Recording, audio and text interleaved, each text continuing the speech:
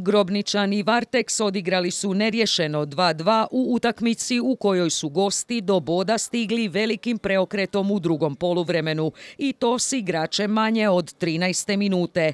Domaćin je odigrao jedno od najboljih prvih poluvremena ove sezone i vrlo rano stigao do vodstva. U 9. minuti Kovačević je iz okreta s 6 metara pospremio loptu u mrežu nakon što je Dorošenko odbio pokušaj Batarela glavom. 1:0 za Grobničan. Samo 4 minute kasnije Varteks je ostao s igračem manje. Kanceljak je dobio izravni crveni karton zbog grubog prekršaja nad Stašićem. Grobničan je nastavio pritiskati.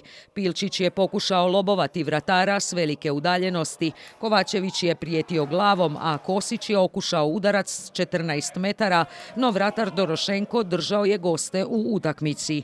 Do kraja prvog dijela domaćini su imali još nekoliko prilika, ali i pokušaj Batarela ostaje zabilježen samo kao dobra prilika u samoj završnici poluvremena. U drugom dijelu gledali smo potpuno drugačiju utakmicu. Već na početku nastavka Paškvan je zaprijetio s 8 metara, ali Dorošenko je ponovno bio siguran. U 48. minuti Varteks je izborio kazneni udarac nakon brze kontre i prekršaja Vinariša. Kovačec sa bijele točke izjednačuje za 1:1. Ipak Grobničan je brzo vratio vodstvo.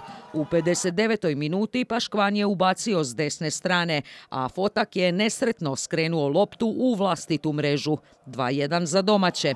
Veliku priliku za povećanje vodstva imao je Pilčić u 65. minuti, no Lukman je u posljednji trenutak uspio blokirati udarac.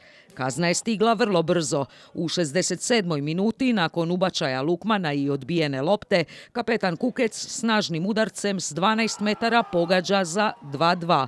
Do kraja utakmice Grobničan je pokušavao iskoristiti igrača više, ali teško je pronalazio prostor protiv organizirane obrane gostiju. Najbolje prilike imali su Pfeiffer u 77. minuti i Kovačević glavom u 82. Na kraju podjela bodova u utakmici u kojoj je Grobničan imao kontrolu bez obzira na igrača više. Na kraju podjela bodova. U 20. kolu na Mavrince dolazi Jadran iz Ploča.